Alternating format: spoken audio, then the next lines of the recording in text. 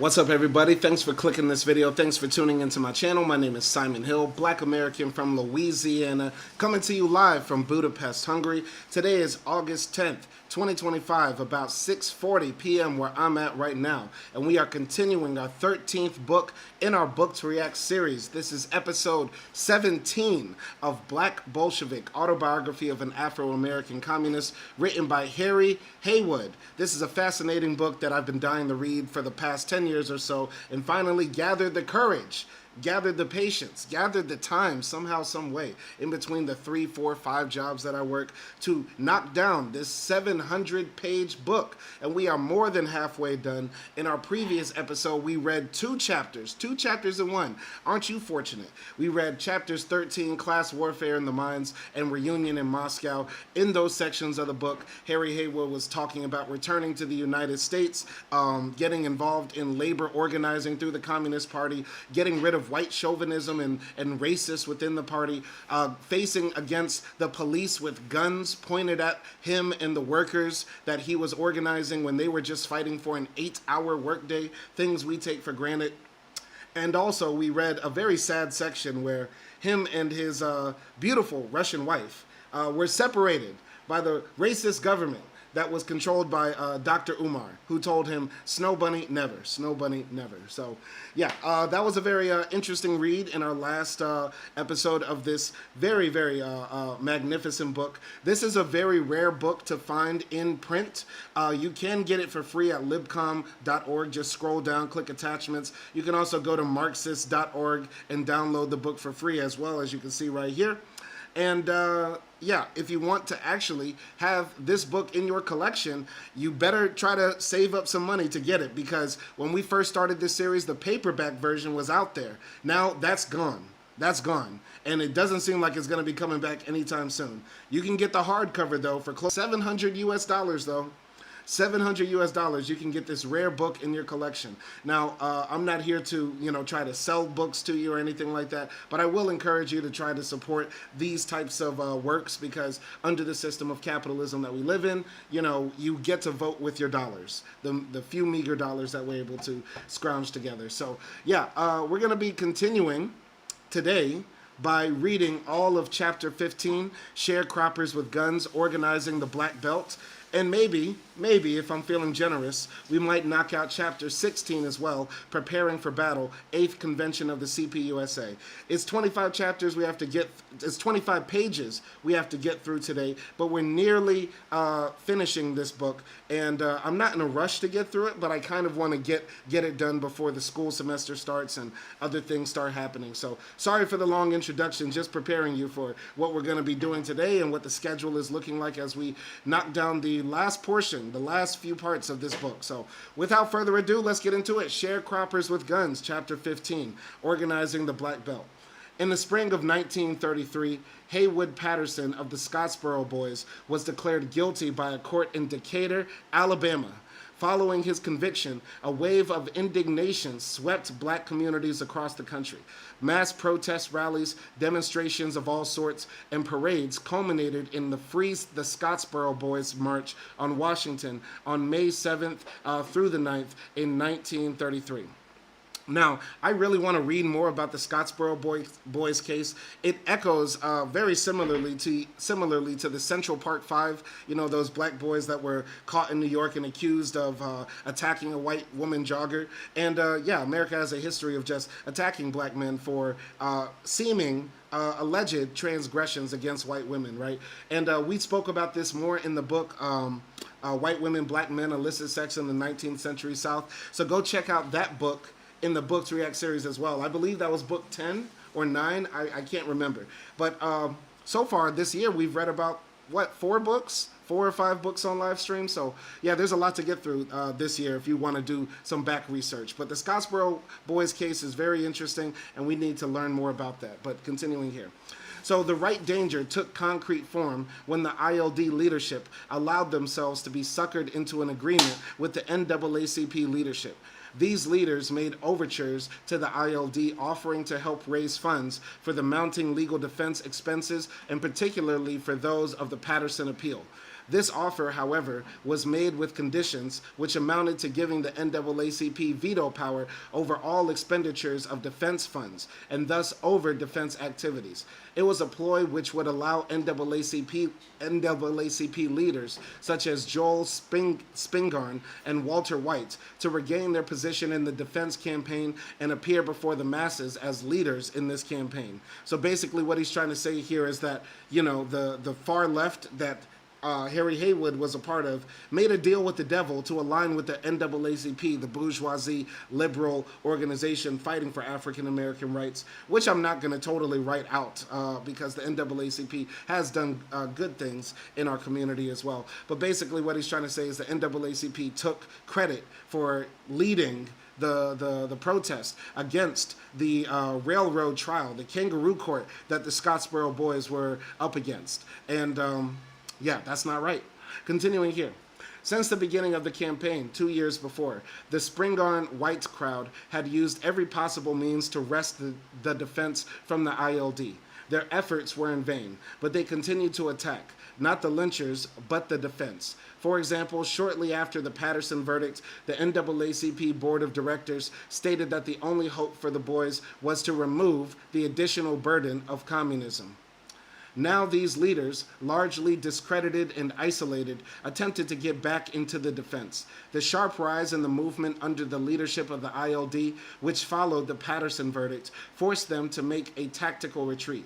Realizing they had misjudged the temper of the masses, they now attempted to regain a place within the defense in order to more effectively sabotage it. To this end, they made overtures to the ILD, offering to help raise funds. In an ILD staff meeting, which I attended as head of the party's Negro department, the NAACP offer was discussed favorably by most of the staff. George Maurer, who played a leading role in organizing the Scottsboro defense, and myself were the only ones to object. William Patterson, National Secretary, argued that there was no alternative if the organization were to gain the financial support we needed for the Haywood-Patterson appeal and the future trials of the other boys. As I recall, our objections were to no avail and the agreement was carried through. The deal was obviously set up by Samuel Leibowitz, one of America's leading criminal lawyers, who had become quite well known for his defense of certain gangster types. He had volunteered his services free of charge to the ILD and was accepted as the chief defense lawyer in the trial of Haywood-Patterson. He won national acclaim by his brilliant conduct of the defense and emerged as a hero of that trial. On his return to New York from Decatur, Alabama, more than 3,000 people poured out of Harlem to greet him at Pennsylvania Station. Leibowitz was a man of great personal ambition. He later became a justice of the New York Supreme Court. He was clearly uncomfortable in the company of revolutionaries and sought to avoid too close identification with the ILD. He brought the ILD and the NAACP together, ostensibly to achieve unity, but in reality to weaken the hold of the ILD on the defense and pave the way for an eventual takeover by the NAACP leadership. That's something to be learned there for all leftist organizations, for all people that are trying to be radical in their politics. Aligning yourselves with liberal democratic parties or organizations could lead to them taking the credit and watering down the movement. The ILD went on to compound this original mistake. They not only accepted the deal, but hailed the NAACP leaders for their changed attitude. In fact, the agreement reflected no change of heart by NAACP leaders. They continued to draw a line between defense in the courts and the mass movement. They tried to confine their support to the courts and moved to sabotage the mass defense movement, both from within and from without. They refused to support the Free Scottsboro Boys March on Washington, but this proved to be a serious blunder for the already cross-ridden and isolated NAACP. Shortly before the March on Washington, our right opportunist mistakes were continued in the Scottsboro Action Committee, a broad united front which was under the leadership of the ILD. The NAACP had become largely discredited and left reformists like William H. Kid Davis publisher of the Amsterdam News, tried to step into the vacuum. Davis, along with black politicians who served as fronts for New York's Tammany Hall, attempted to set up a new so-called nonpartisan defense committee for the purpose of the march. This was part of their effort to seize the leadership of the growing mass movement that was calling for a march on Washington. Davis attempted to divert it from a mass march into a committee of representative citizens who would present a petition to the president. At the beginning of this move, the Scottsboro Action Committee tailed after the reformists. They failed at first to see through the left rhetoric of the group's criticisms of the NAACP. But within a short time, we corrected this mistake and regained leadership of the movement. We did the actual organization and formulation of the proposals for the march, which went over successfully. I participated in the organization of the March on Washington along with Patterson, Ford, and others, helping to prepare the program and working out technical details. The march involved people mainly from the cities of the Eastern Seaboard. There hadn't been time to organize a truly national demonstration. The demand of the march was freedom for the Scottsboro boys, which was tied in with demands in the area of civil rights, an end to discrimination in voting, jury service, schools, housing, public accommodations, trade unions, and the death penalty for lynching. These demands were summed up in the Bill of Rights put forward by the LSNR. The 3,000 marchers, led by Ruby Bates, Mrs. Jane Patterson, mother of Haywood Patterson, and William Patterson of the ILD, demanded to meet with President Roosevelt. Roosevelt was in conference with Dr. Hjalmar Schacht, the special German envoy, and refused to meet the marchers. We did visit various congressmen who all said it was a matter of the courts. They could do nothing. Oscar DePriest, a black congressman from the Thompson machine in Chicago, showed his true colors, declaring that we weren't going to get him into this mess. We left the petitions with Lewis Howe, the president's secretary, saw Vice President Garner and the Speaker of the House. We then paraded through the streets of Washington and headed home. Once again, this is still amazing. This is still amazing that, you know, Harry Haywood Hall was born of slaves. His father was a slave, and here he is leading a march in Washington and meeting with the vice president and several other major politicians, demanding that these young black boys who are falsely accused of rape be free. I mean, come on now. This is real radical. This is real inspirational. This is inspirational stuff. And it's not just inspirational just because he got to shake a rich, powerful white man's hand. It's not because of that. It's because of the drasticness of where he started to where he is, which should be an inspiration for all of us. You get what I'm saying? So I'm going to continue here. After the march, the Politburo of the party reviewed the Scottsboro campaign since the Patterson verdict. The right mistakes before the march arose from a basic misconception of the United Front. Behind this was the idea that a united front meant unity with everybody, under any conditions. Involved here was a definite underestimation of the class role of the black reformist leaders as agents of the ruling class in the ranks of the Afro-American people. Their influence could only be destroyed in the course of building a united front with the masses from below. It was the same as the situation in the labor movement with regard to the labor bureaucracy. We decided that a resolution should be developed in the light of our discussions. The Negro Department was given the task of drafting such a resolution. We summed up these mistakes in a resolution which was adopted by the Politburo. In its criticism of the ILD's deal with the NAACP, the resolution stated that the ILD should have offered the NAACP a straightforward and clear proposal of mass struggle and mobilization of the masses against the capitalist frame-up courts and Jim Crow legal system. If the NAACP had accepted this program, it would have clearly discredited their past policy of relying on the courts. If they had refused such an offer, this would have also cleared the issues before the eyes of the masses. The resolution went on further to state, in such a broad mass struggle as that of the Scottsboro conscious agents of the ruling bourgeoisie endeavor to come into the united front for the purpose of smashing the mass movement and thus serving the bourgeoisie, it is necessary to warn the masses constantly of the class role of these elements.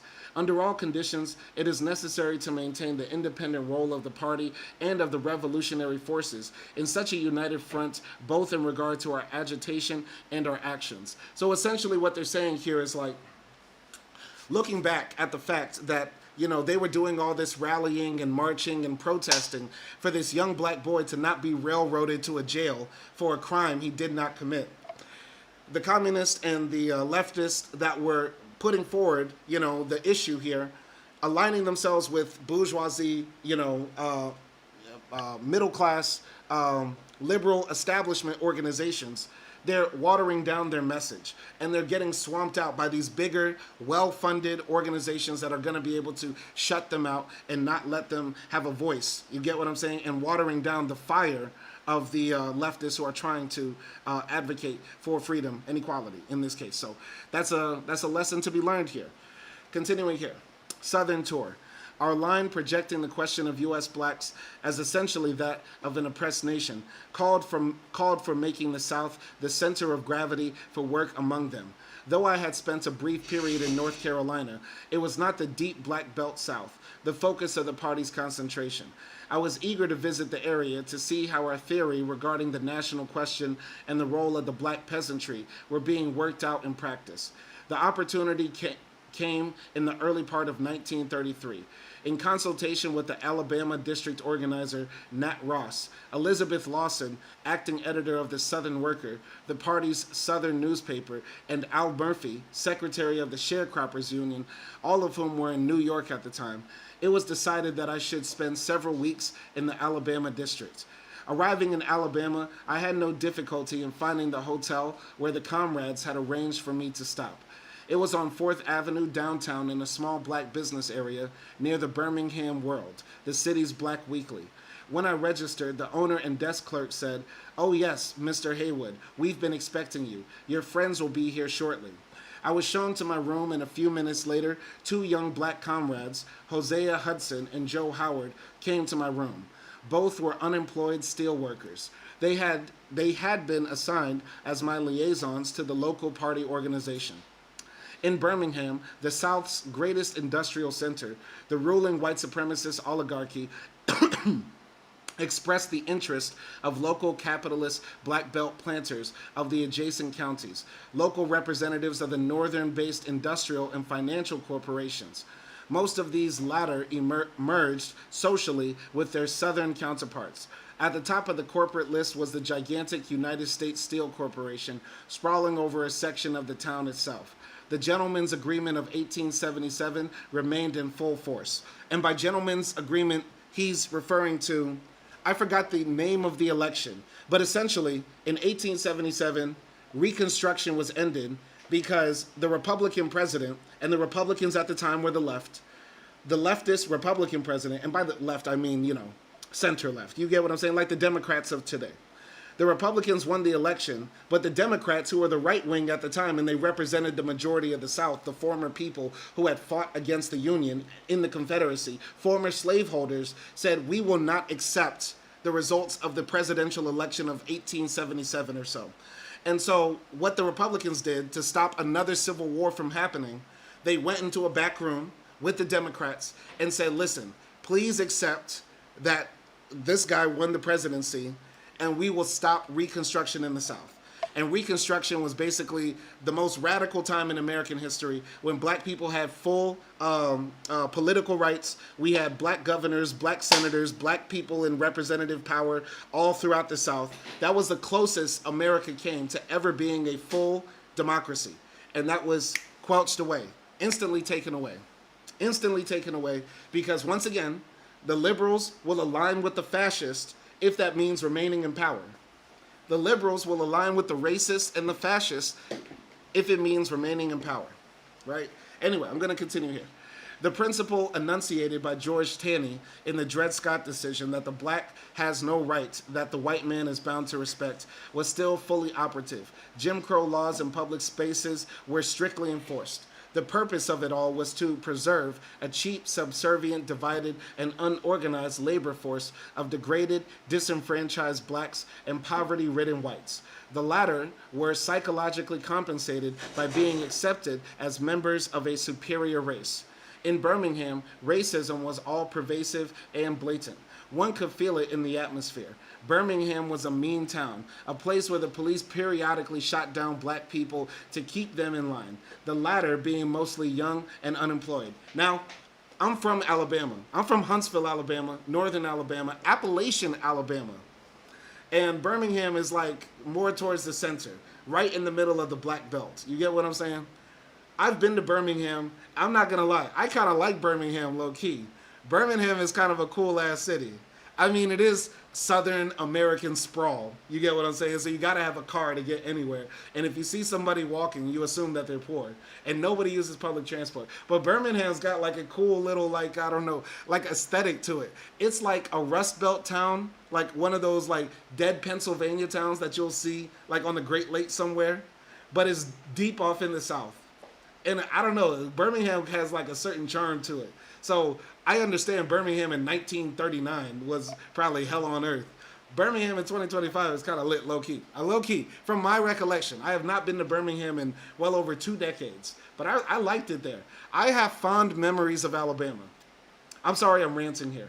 I have fond memories of Alabama. Spending like summer with my grandma. Putting fireflies in jars and shit like that. You know what I mean? Skateboarding, riding bikes in the woods. I have good, fond memories of Alabama. Maybe I'll feel different if I go back. I don't know what it's like now. But I heard Huntsville's popping. And some people say that we should all move back down south and take over. I don't know about all that. Now. But still, Alabama for the win. Shout out to my Bama babies. You feel me? Anyway, I'm sorry for ranting. Anyway. When we walked down the street, Hosea and Joe told me... Oh, sorry. Yeah, I already read that part. In Birmingham, racism was all pervasive and blatant. One could feel it in the atmosphere. Birmingham was a mean town, a place where the police periodically shot down black people to keep them in line, the latter being mostly young and unemployed. When we walked down the street, Hosea and Joe told me, if you expect to work down here, you gotta look like the rest of us. You gotta cut out that fast walking with your head up in the air, or these crackers will spot you. Get that slouch in your walk. Look scared, as if you're about to run. That's kind of funny. That's kind of funny, low-key. He was joking, because it says he joked right here. But that's kind of funny that was like the demeanor that you have to have. Anyway, these were big, tough men talking now. Of course they were kidding. Still, there was a grain of truth in these remarks. Now, Birmingham took the first steps towards building a union of steel workers, laying the groundwork for building the CIO Steel Workers Union in 1935. It had initiated a movement of unemployed, which organized a demonstration of 7,000 people on the steps of the Jefferson County Courthouse in November 1932. Though the numbers were not large, the party grew rapidly during the 1932 election campaign. 300 blacks and 50 whites gathered to greet William Z. Foster at an election rally. Foster, however, failed to appear because of illness. The following week, 400 blacks and 300 whites attended a meeting to hear Hathaway. This meeting was broken up by vigilantes throwing stink bombs from galleries. There were also a number of mass meetings called on the Scottsboro issue, including one of 3,000 people at the Black Masonic Temple. The party had chosen Birmingham as the center for its drive into the Deep South and as the logical jump-off place for the development of a movement among the small black farm operators. The most dramatic struggle was the movement of tenants, sharecroppers, and farm laborers centered in Tallapoosa County, southeast of Birmingham. Tallapoosa County is a wild name. All throughout the South, all throughout America, we have some wild county names. Tallapoosa County. I can't talk. I'm from Washita, and it's not even spelled how you think it's spelled. You get me? But Tallapoosa is crazy, and I know it's named probably after a native tribe that we genocided, which is crazy to think about. I don't know. You think 1,000 years from now, like somebody's going to be living in like a district somewhere in the one world government, and it's going to be called like, I don't know, the Free Gaza State, and people have totally forgotten what Gaza even means? I don't know. That's what it feels like in America. We have counties named after entire tribes that were just wiped off the face of the earth, and nobody remembers their language, their culture, their religion, what they looked like, nothing. You get what I'm saying? That's crazy to think about. Anyway, I'm sorry. I'm ranting a lot. I drink 2 Monster Energies. Anyway, the area bordered on the Black Belt plantation region and resembled the latter in respect to farm values, types of tenancy, and racial composition. The first local of the Sharecroppers Union was organized there in 1931. That was before the federal relief crop reduction program had been instituted. The small owners, tenants, croppers, and farm laborers were hit the hardest by the crisis. Merchants and bankers had refused to furnish or provide them credit. Mortgages left them at the mercy of their creditors. Small operators lived under constant threat of foreclosure and eviction. The wages for farm laborers ran as low as 50 cents a day for men and 25 cents for women. My God. My God. The close proximity to the party organization in Birmingham facilitated the organization of these poor farmers in the area. A number of them had worked in mines north of Birmingham and in steel plants and factories in the city itself, returning to the land to eke out a living during the Depression. There was a continuous movement to and from the city, and those who didn't make the move themselves had close relatives who did so. Thus, the development of the sharecropper struggle in Alabama, in contrast to other regions of the Black Belt, where oppression was equally intense. For example, South Carolina or Mississippi took a more organized and consciously revolutionary form. This accounts for what struck me as the relatively high political development of union members. Local farmers sent a letter to the Southern Worker in Chattanooga, asking that organizers be sent to help them build a union. The party responded and sent several people, among them Mac Code, a black steelworker. Code, arriving at the scene, met with the Gray brothers, Ralph and Tom, and other local leaders. It was decided that a meeting should be called on July 16th at Mary's Church near Camp Hill to protest the Scottsboro convictions. Included in the agenda of the meeting would be plans for organizing a union around the minimum demands of the tenants. The most immediate aim was to force the landlords to increase the quantity of furnishings through the winter and double the wages of the plantation laborers. A last-minute arrangement committee of the leaders met the night before on July 15th. I know that might sound boring to some. To me, this is hella interesting. Like the actual work of, labor organizing and getting people on code, literally, by calling in, a guy named Mac Code, which is a cool-ass name. That's going to be my code name when I go underground. But this sounds like what I want to do. This sounds like what I want to do with my life. I'm going to go back to the U.S., and I'm going to become a labor organizer. That's what I'm going to do. I'm going to finish studying. I'm going to finish studying out here in Budapest. I'm going to continue studying out there in Austria.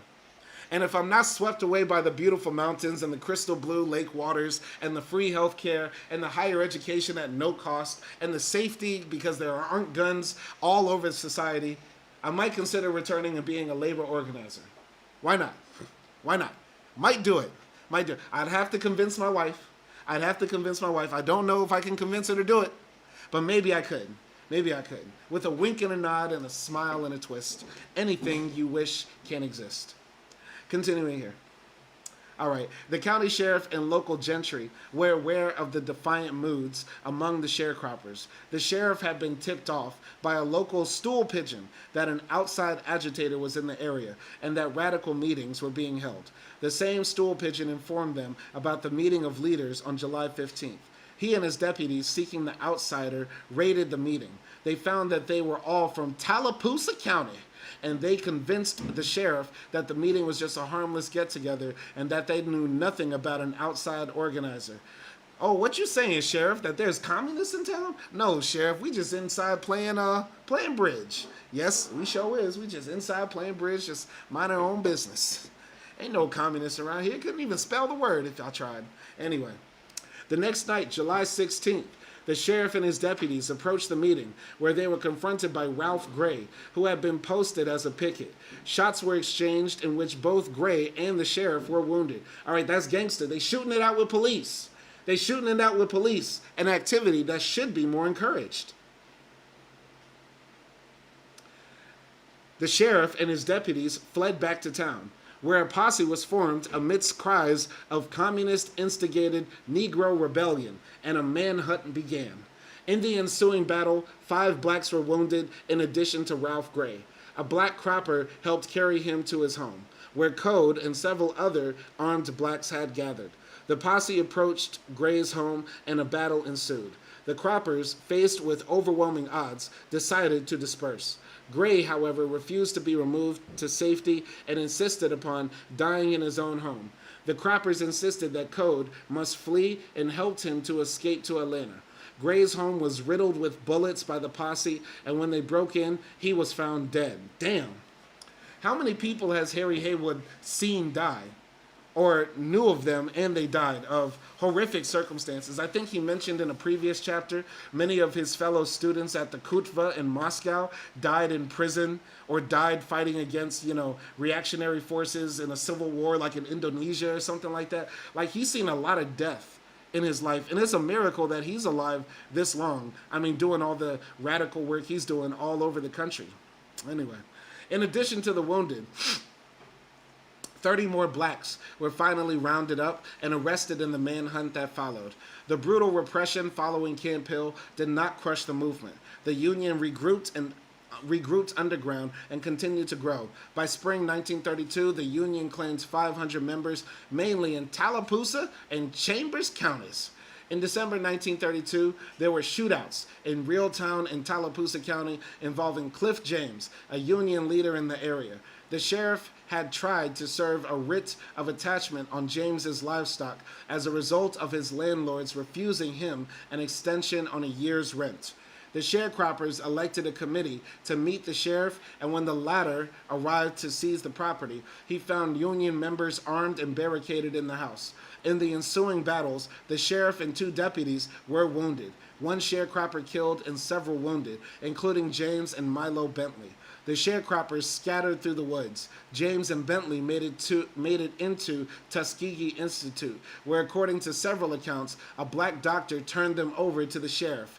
Traitor! Traitor! They were then taken to Kilby Prison, where both men, with their wounds untreated, were forced to sleep on the cold floor. Both subsequently died from exposure. Horrific. Absolutely horrific. This shootout was followed by mob action and violence exceeding that of the previous year after the Camp Hill affair. A posse of more than 500 men went on a manhunt for black farm operators and communist agitators. Mobs raided homes of Union members. Several were reported to have been killed or beaten. Many Union members fled to the woods for safety, and the number of blacks killed in the 4-day rioting was not known. That's crazy. That's crazy. Did anybody else know about this happening in Birmingham, Alabama? Basically, there was a lynch mob out for communists and agitators who were just trying to get the sharecroppers out there to have better working conditions and not be exploited. Remember, the men were paid 50 cents a day and the women paid 25 cents a day. The people were out there working for 16-hour days and living in utter poverty. And the socialists were just down there trying to get them organized and unionized so that they could have better workers' rights. And what did the capitalist class do? What did the bourgeoisie do? They told the poor whites, hey, remember, you're better than the Negro, even though you're just as poor as him or barely richer than him. You're going to go out there and lynch them, attack them, because they're fighting for workers' rights for all people in the South. Remember, because of racism. Remember, the color of your skin makes you better than them. Remember that. Anyway, continuing here. I was told that some white farmers had hidden blacks in their homes during the rampages of the sheriff's mobs. At the time, I was told by someone that the racists had trouble getting enough men for their posses from Tallapoosa County and had to go outside the county to recruit vigilantes. The bodies of the 2 men were laid out in Birmingham, draped in broad red ribbons, decorated by the hammer and sickle. The Daily Worker reported, day and night, a guard of honor composed of Negro and white workers stood at attention by the coffins. The funeral home was filled with flowers and wreaths. Thousands of workers filed past the coffins to pay tribute to the martyred leaders of the sharecroppers. Some 3,000 people attended the funeral, 150 of whom were whites. Again, terror failed to suppress the Union. Despite the arrest of some of its most active members, Union members and sympathizers poured into Dadeville, the county seat, before dawn on the day of the trial of those arrested. The courtroom was filled and the crowd overflowed into the square. Pardon? Gotta blow my nose.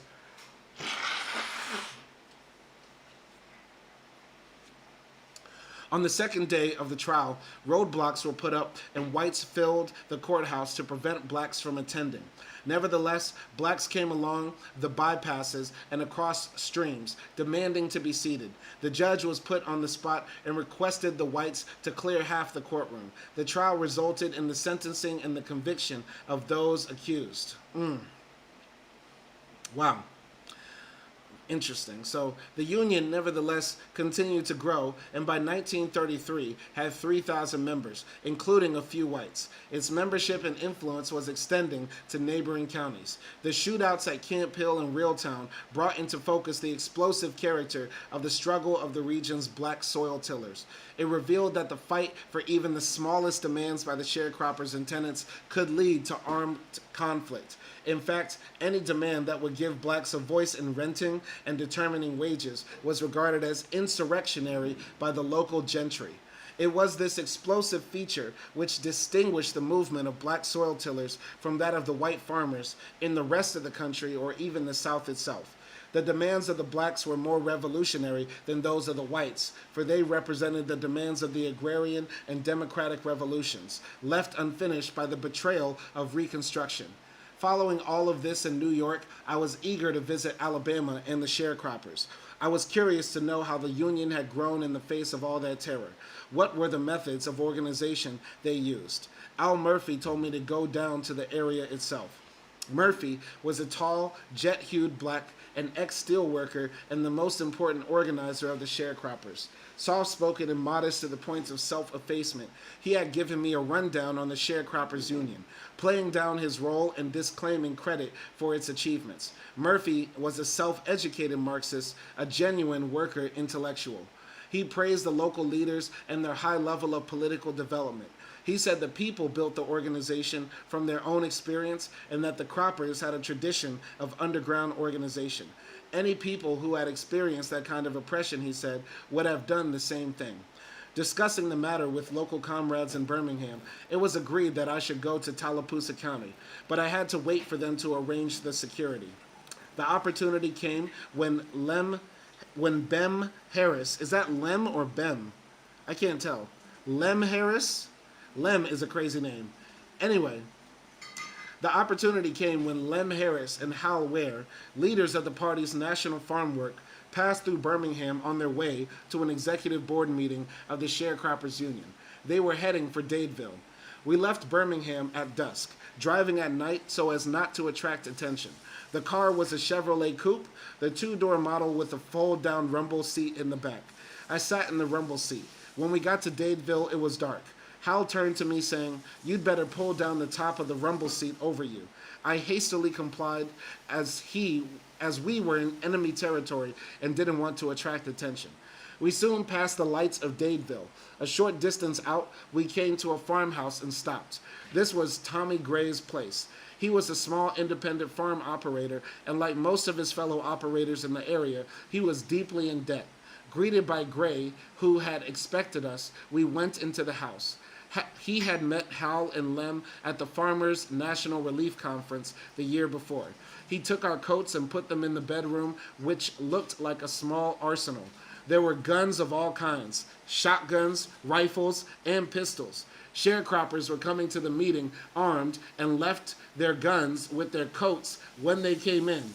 Everyone came and left that night. The meeting lasted, as I remember, 2 days. There were 15 or 20 people there, members of the executive board. I was impressed by the efficient manner in which Gray conducted the meeting. They were an impressive group overall. I was introduced as a member of the party's Central Committee. As I recall, I spoke about the international situation and the Scottsboro and Herndon cases. Hal and Lem said a few words about the farmers' movement in other parts of the country and the follow-up of the National Farmers Conference. I was impressed by the reports of the leaders of locals about their areas. They described conditions, how they were preparing for a strike, and gave reports on different landlords. I was also impressed that they could spread a leaflet over 4 counties inside of 15 minutes. They had a tight underground operation.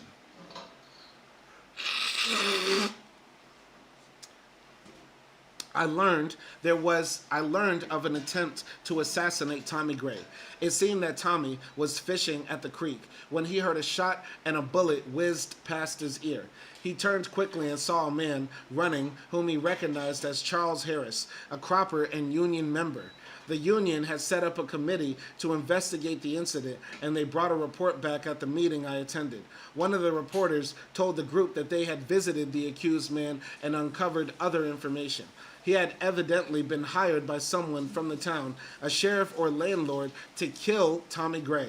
They had bribed the man with the promise not to call his loan in if he would do their work. Crazy. Class collaborator traitor. A discussion followed the report as people wondered what to do with the turncoat. Some argued he should be permanently got rid of, but other cooler heads argued that this would only play right into the hands of the sheriff. He would use it as an excuse to come down on the whole group. The sober point of view prevailed. It was decided a committee would visit the man and tell him to get out of the area. If he didn't, then they would deal with him. I heard later that this tactic was successful and the man and his family left after the delegation's visit. I left Dadeville in high spirits, more than ever convinced of the correctness of our line, that the Black Belt peasantry, under the leadership of the working class and the Communist Party, was the motor of black rebellion in the Deep South. I felt that the Sharecroppers Union was definitely a prototype for the future organization of the black, landless, debt-ridden, and racially persecuted farmers of the area. The union continued to grow after I left. By the fall of 1935, it claimed 12,000 members, including some poor whites. 2,500 of these were scattered in Louisiana, Mississippi, Georgia, and North Carolina. In 1936, it was liquidated, a victim of browderism. Oh, here we go again, more factionalism. But continuing here. On my return trip to the national office in New York from Birmingham, I decided to stop over in Atlanta for a few days. This would be a chance for me to check on the party's activities in this important city and to see Ben Davis Jr. Ben was the young black attorney who had courageously and dramatically defended Angelo Herndon in the famous insurrection case. It was this case which brought young Davis national attention. Along with Scottsboro, it had become a symbol for the fight for black rights. As I neared Atlanta,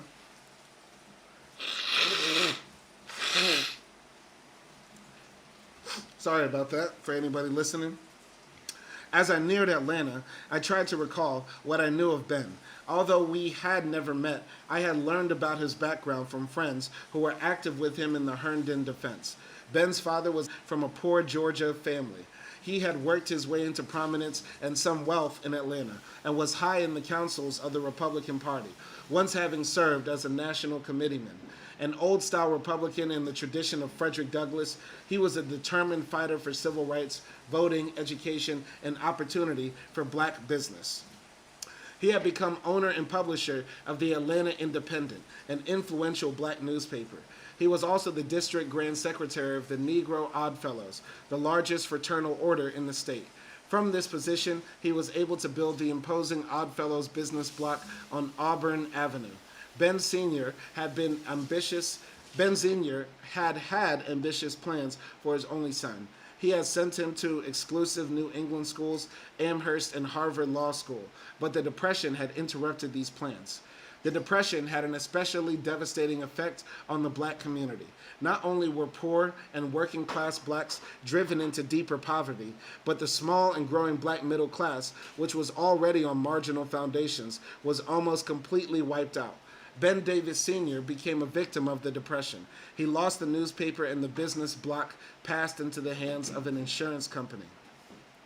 Coupled with economic decline was the inauguration of Hoover's Southern strategy of replacing black Republicans with a lily-white faction. Ben Sr. was removed from his post as Republican National Committeeman with a corresponding loss of his power of patronage. Young Davis returned from his Ivy League education to find this devastating situation. A young black attorney in the South was forced to work in a very narrow field. It was unheard of for a black to argue a case against a white attorney. This left Ben Jr. with drafting deeds, wills, contracts, divorces, and other such matters relating only to blacks, a severely restricted arena for his Harvard Law School training. Ben hung up his shingle in the old Oddfellows building and soon formed a partnership with another black attorney, John Gear. He was soon dissatisfied and angry, however, as his frustration grew. He found himself challenged by the thought of what could be done if one put up a really tough fight for the constitutional rights of Negroes in a Georgia court. The Herndon case provided Ben with just such an opportunity. Effectively employing a working-class policy in the trials, Ben conducted a militant and aggressive defense. He appeared before the court as a tribune for blacks and poor whites against Georgia's white supremacist oligarchy. The trial had been a high point of class militancy. Arriving in Atlanta by car on a Sunday morning, I went directly to the Davis home. Ben, his father, and sister, his mother had died the year before, lived in a large house on Boulevard off Auburn Avenue in a black middle-class neighborhood. The family's past affluence was evident by the 5-car garage in the rear of the house. Has Atlanta always been black Mecca? Jesus Christ, I didn't know there were black folks with 5-car garages living in Atlanta back in 1935. Has Atlanta been the spot? Has Atlanta been lit? Has Atlanta been lit? I don't know. I guess so. Anyway, I was warmly greeted by Ben, who had been expecting me. He was a huge, dark-skinned young man, 6 feet 2 inches tall, with the bull shoulders of a football lineman, a position he had played at Amherst. I wish I went to Amherst. I wanted to go to Amherst. It was mad expensive, though. Amherst is mad expensive. If I went to Amherst, my life would be totally different. I might have become the Unabomber. Had I went to Amherst. C'est la vie. Ben showed me into his large living room. We had a long talk before his father and sister joined us. He filled me in on what was happening in Atlanta. By this time, he had joined the party, and a considerable movement had developed around the Herndon case. An ILD office and organization had been established. The party was still quite small, though there were a number of white members. The next day, Ben took me down to his office on the 5th floor of the Oddfellows building. He spoke about the threats against him by the authorities and the KKK, which was virtually an arm of the state. Men took off their police uniforms to put on the robes of the Klan. He talked of the hounding and the threats as a result of his fight in the court. He showed me a hole in the door between his office and an adjoining room. Just a few weeks after the trial, he was sitting at his desk and noticed a kind of tube sticking out of the hole in the door. Ben went up to examine it and discovered it was the barrel of an empty revolver which was set up against the door. He pulled a paper out of the barrel and read the message. The KKK rides again. Georgia is no place for bad N-words and red communists. Next time, we'll shoot. He also told me about what had happened downtown at the ILD office on Peachtree Street. A white comrade, the wife of ILD attorney Irving Schwab, was in charge of the office. Ben came into the office, which was in a white neighborhood downtown, fairly often. Once, as he was coming out of the door, a whole gang was waiting for him. He thought they were from the neighboring offices in the building. He was backed up against the wall into a corner. No one touched him, but they shouted at him, calling him an N-word son of a bitch, threatening to get him or run him out of town. With the jailing of Angelo Herndon, the authorities assumed they had disposed of one enemy. They now found themselves faced with another, Ben Davis. In addition, the Atlanta movement had begun to grow. There were mass meetings around the Scottsboro and Herndon cases, which had drawn many blacks. The ILD was militant and growing along with the small but active Communist Party. While I was in Atlanta, I visited a meeting or two of the ILD and the party. I recall a party meeting that was held in the home of the Leathers, an old white Southern working-class family long active in radical politics. There seemed to be about 3 generations of the Leathers living in that house. This included Nanny Washburn, who was then a young mother. Otto had recruited her into the party, and she played a leading role in the Herndon and Scottsboro defense. She was to remain active in the struggle long after the party's desertion of the South. Jailed in the civil rights and anti-war movements, Mrs. Washburn remains today a staunch fighter in the cause of proletarian revolution. Shout out to Miss Washburn and her descendants. Shout out to them. I was worried about Ben Davis, about his safety.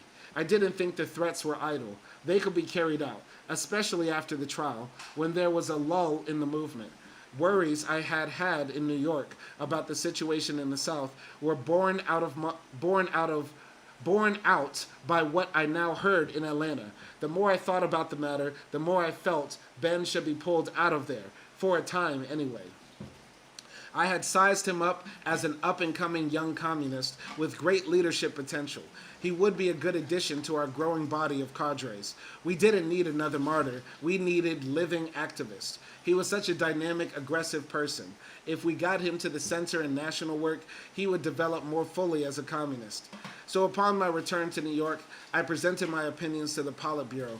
We should draw him out of Atlanta. He agreed to come to New York, where he was first made editor of The Liberator, relieving Maude White. He later worked on The Daily Worker.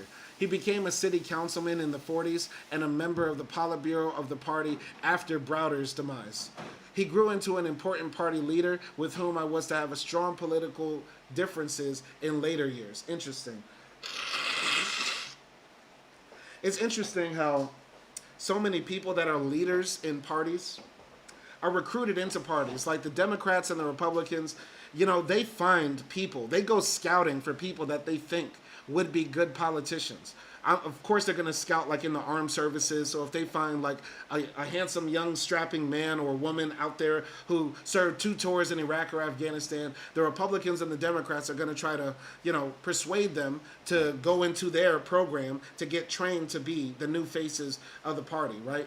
Very rarely, from my understanding, do people actually just say, you know what, I feel like a Democrat, I'm going to run for office and be, there is some truth to people saying that people are selected. For example, AOC, our bae, our love, that nobody can speak bad about on this channel. We love AOC on this channel.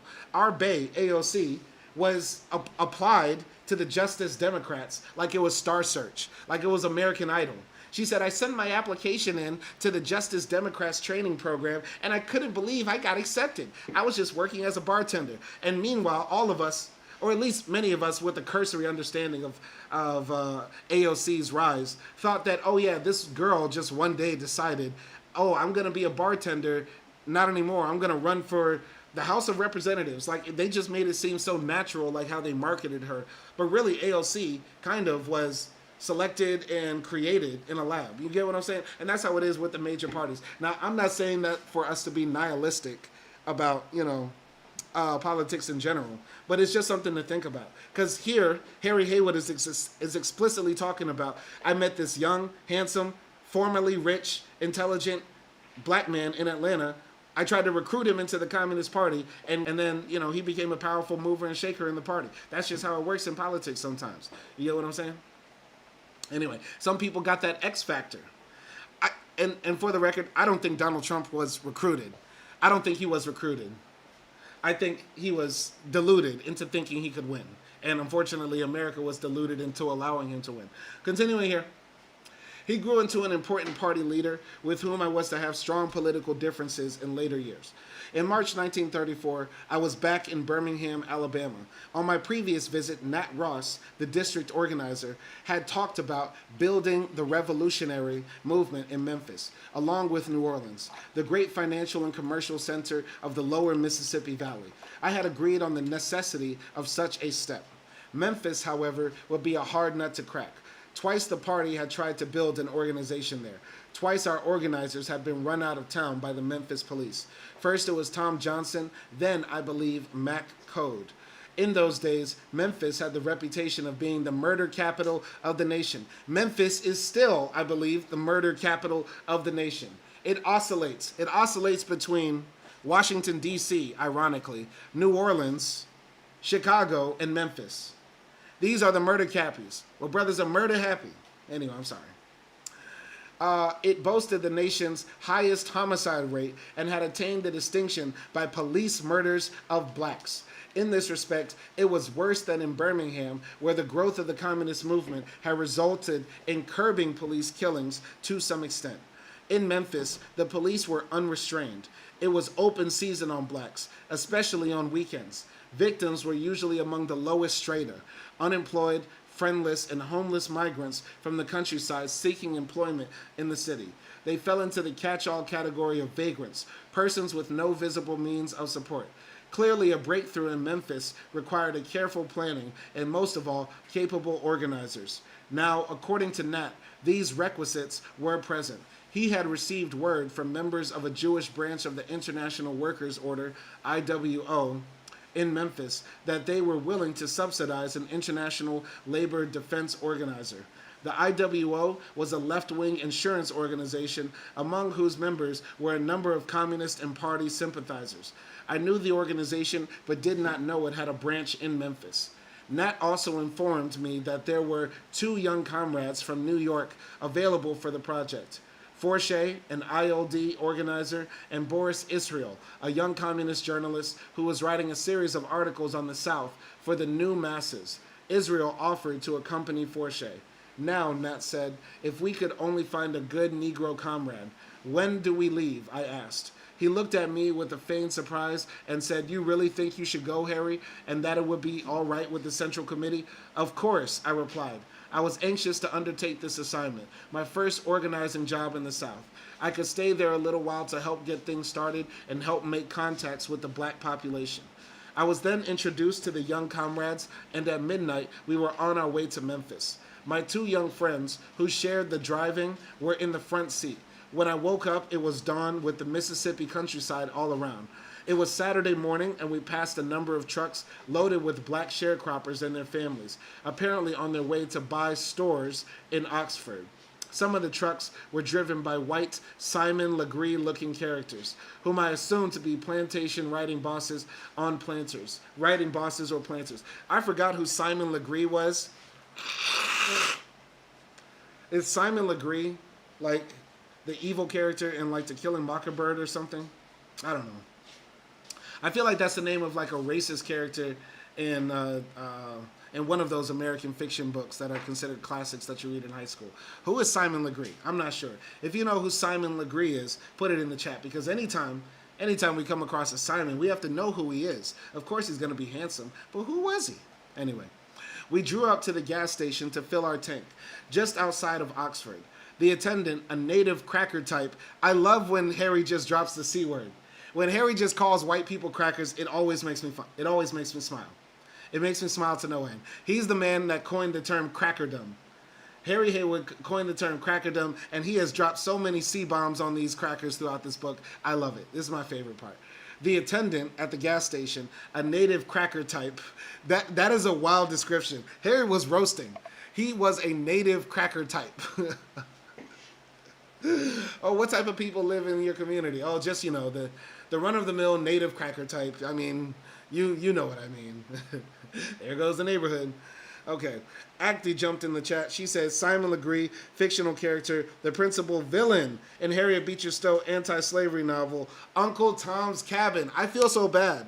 I started reading Uncle Tom's Cabin this year, but I don't know if I got to the part about Simon Legree. If he showed up in the first few chapters, maybe I missed it. Maybe I forgot it. Because I started reading Uncle Tom's Cabin, and I got through like the first 10 chapters or so, but I totally forgot everything that happened in the story. I'm going to pick that book up and finish that this year, and maybe we should read it on live. I don't know. If y'all want me to read Uncle Tom's Cabin and give my hot takes on it on live stream, y'all let me know. We might do that for the people, for the peeps. Anyway.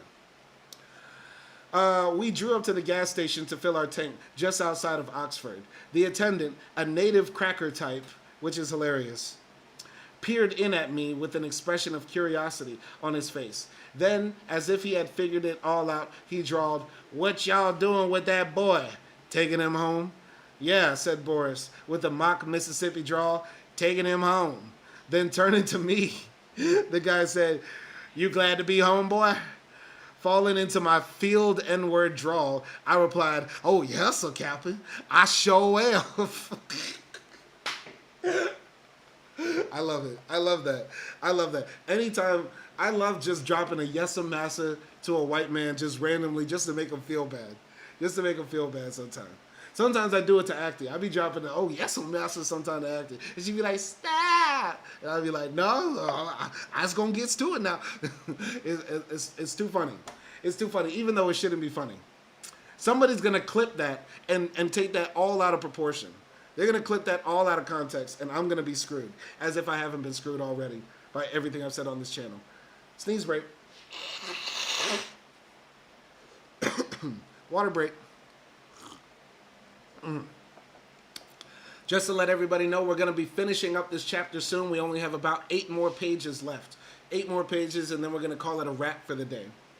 Anyway, we pulled away and drove through the town of Oxford, Mississippi, passing the old state capitol and courthouse dating from antebellum times. Oxford's only claim was that it was the home of William Faulkner and the University of Mississippi, or Ole Miss.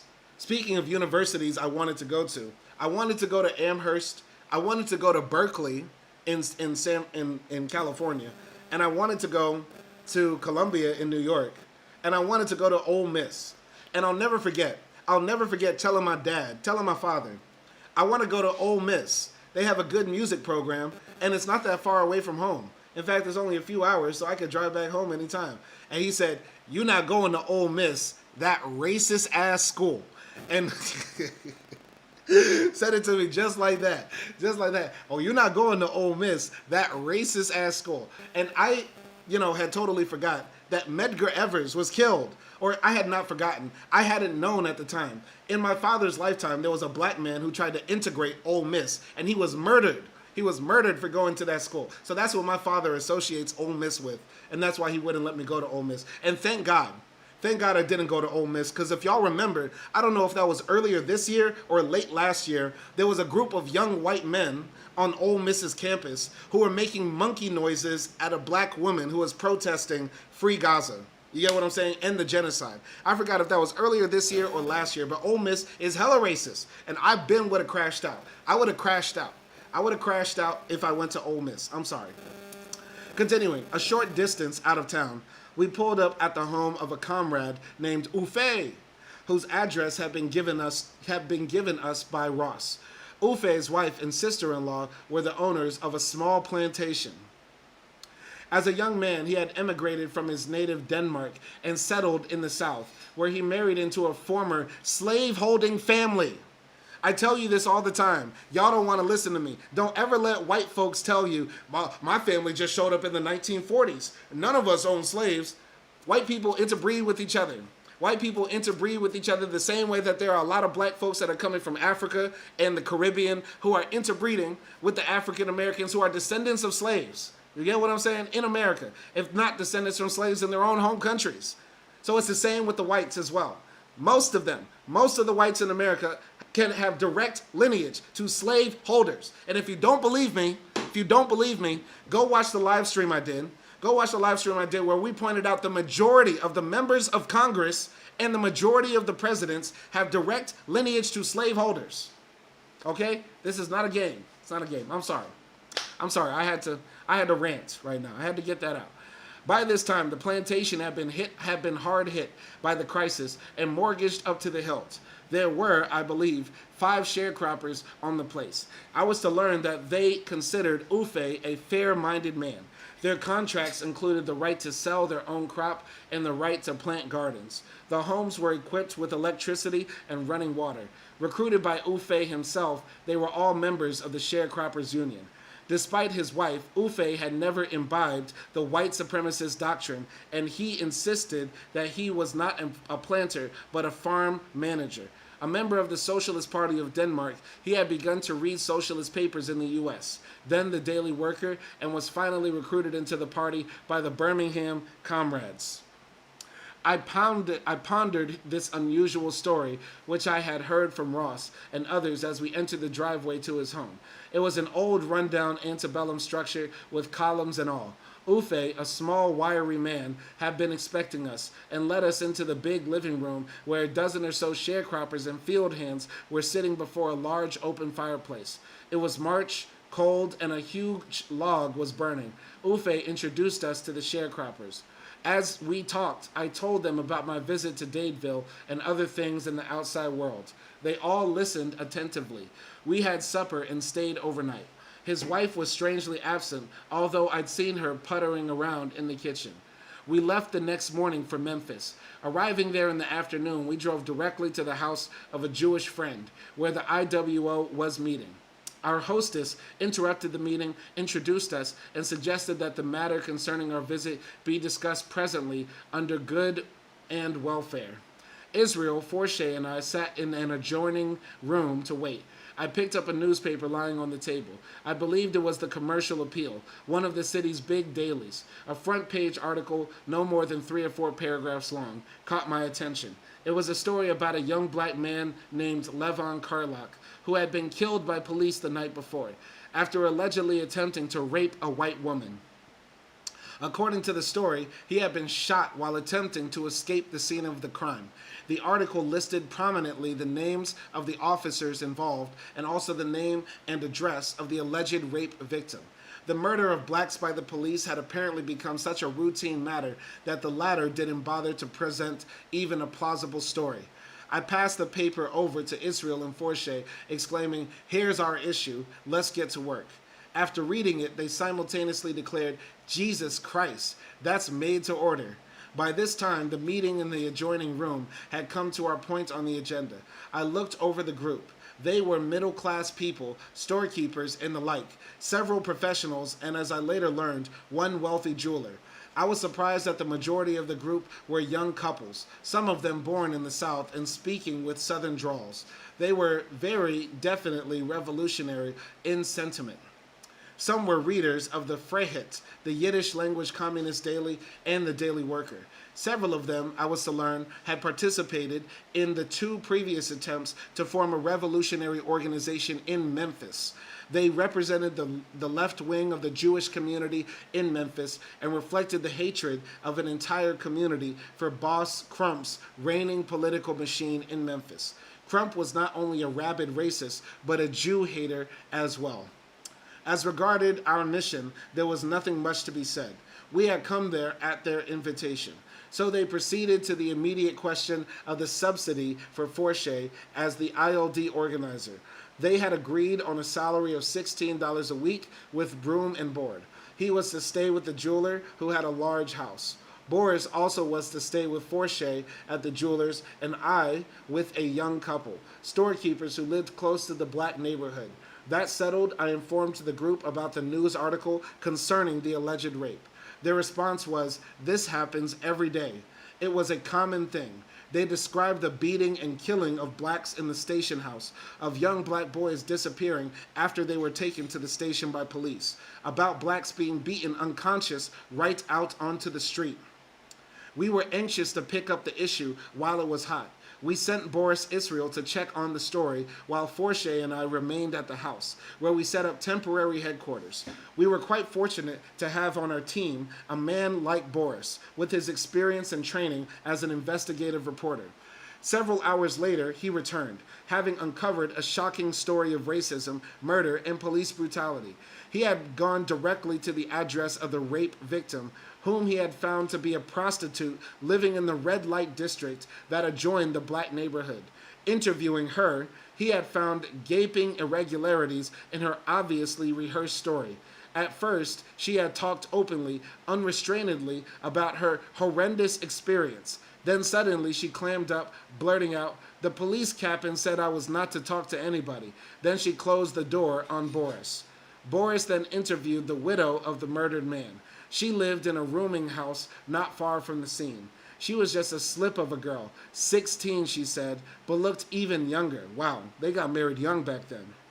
The incident had left her in a state of shock. She was being consoled by an older woman who turned out to be a maid who lived in the whorehouse. She began to tell her story. She and her 17-year-old husband, Levon Carlock, were newly married and had just come up from Mississippi, where both their families were ruined sharecroppers. She had gotten a job as a maid in one of the white whorehouses. Levon, who was still unemployed, would come to pick her up every night at about 2 a.m. and escort her home. On the night of the tragedy, he had been waiting out in the street for her as usual when the police officers shot him down. Wow. Overcome by grief, Mrs. Carlock then burst into tears and could no longer continue. At this point, the older woman led Boris into another room and continued the story. She had seen the whole incident from a second-story window above the alley. She said 4 policemen had taken Levon around into the alley. She had heard noises and cursing cries of, "You black son of a bitch. You're the N-word that raped that white woman." They were beating the poor youth unmercifully with their clubs and fists, she said. Levon kept protesting that he had come to take his wife home. Then one of the officers appeared, escorting a white woman. She said, "I recognized her as one of the prostitutes that live across the street." Then the officers asked the woman if Levon was the one that had tried to rape her, and she said, "Yeah, he's the one." Then she went back to her house. They started beating Levon again, knocking him to the ground and pulling out their revolvers.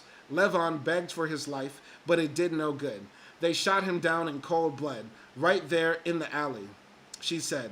As they turned and walked away, one of the cops said, "You know that N-word son of a bitch is still alive." I guess they heard moaning. They stopped, and one of the officers went over and pointed his pistol at Levon's head and blew his brains out right there in the alley. Then a short time later, a black undertaker came and took his body. The police must have had him laying in wait. Horrific. It's a horror movie. Absolutely a horror movie. One of the worst things I've ever heard of. My God. My God. That's sick, man. Absolutely sick. Mrs. Carlock had heard some of this, but hadn't seen it. She had fainted after she had come to, was hysterical. We kept her in the house overnight.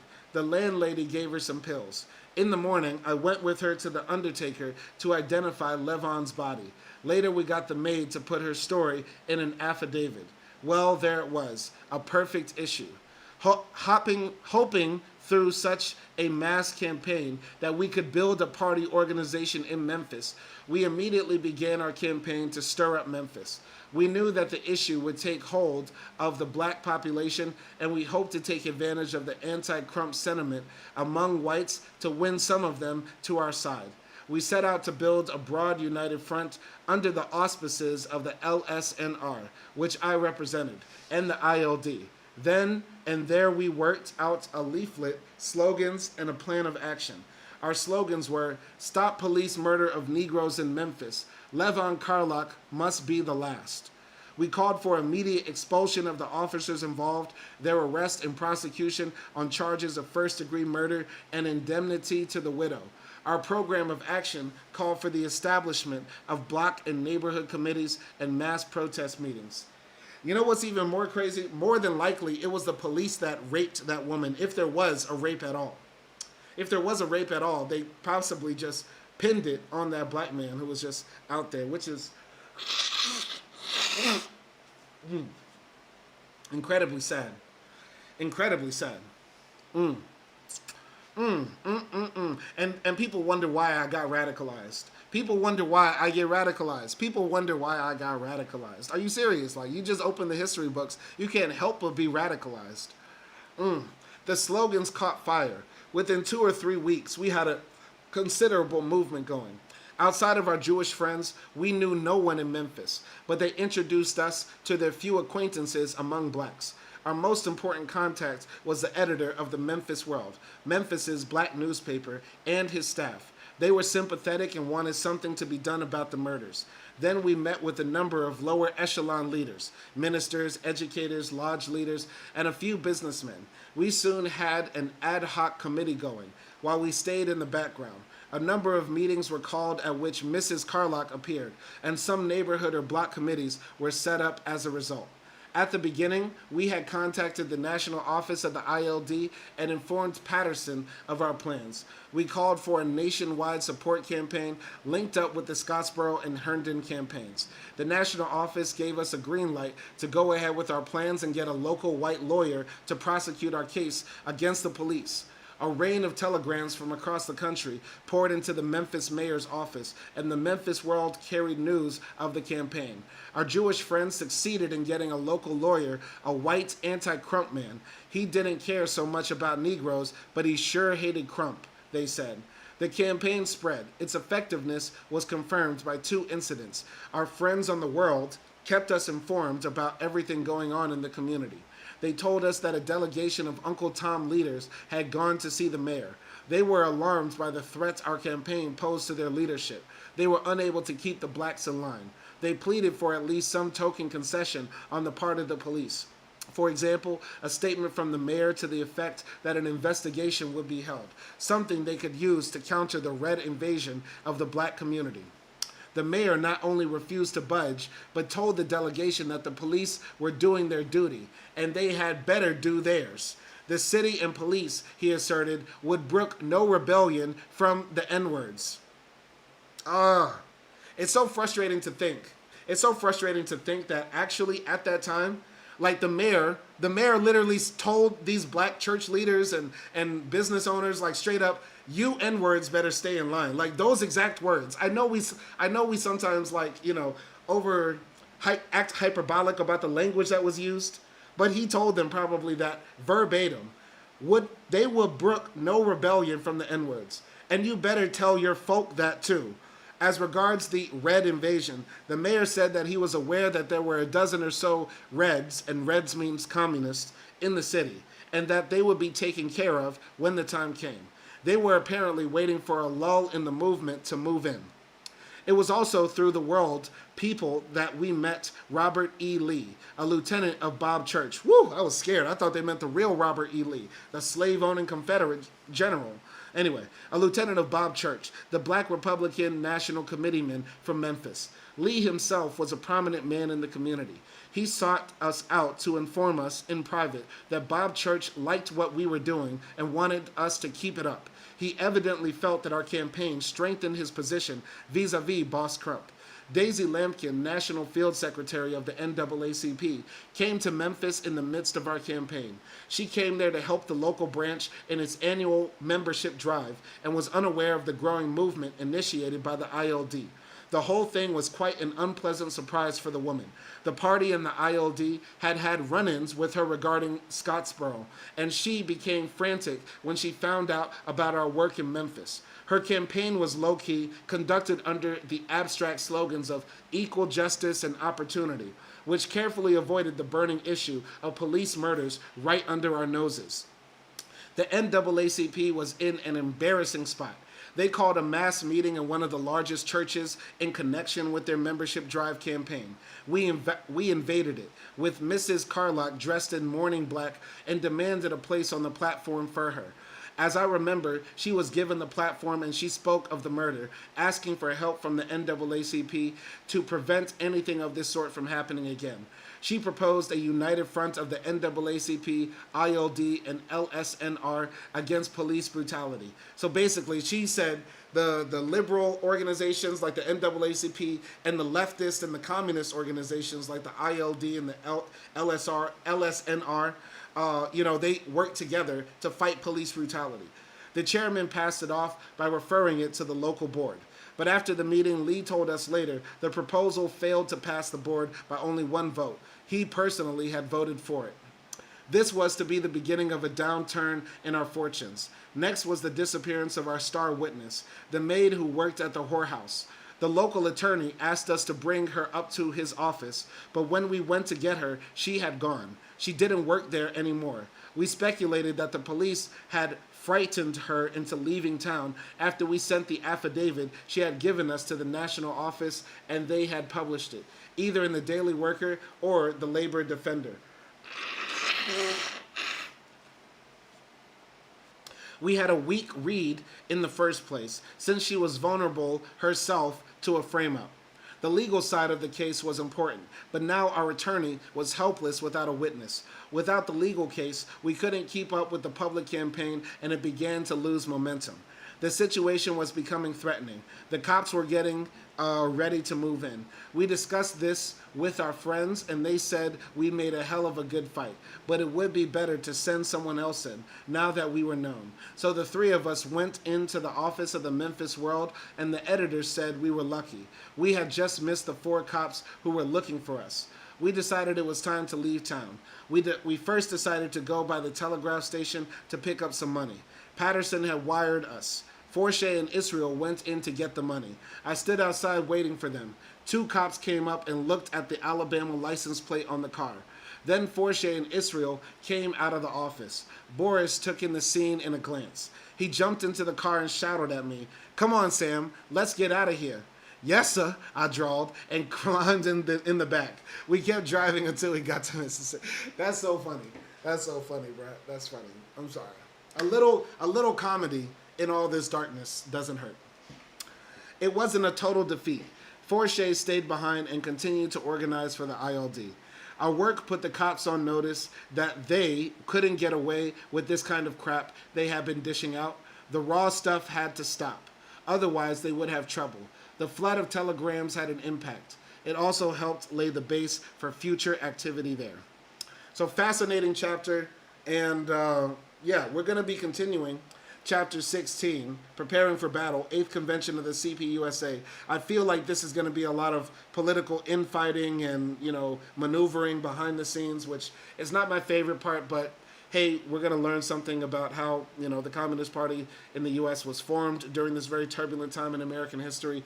And yeah, we're going to be continuing reading tomorrow as we knock out Chapter 16, which is quite a long one. It's over, I believe Chapter 16 is close to like 30 pages or so. So we're going to be reading for some time. But I hope you enjoyed this section of the book. Shout out to everybody who jumped into the live stream chat. Shout out to Acti for showing love as well. Like always hearts to the people that come into the live stream and help out with information and the learning and things like that. And yeah, let me know what you think about this in the comments section. Y'all be easy out there, and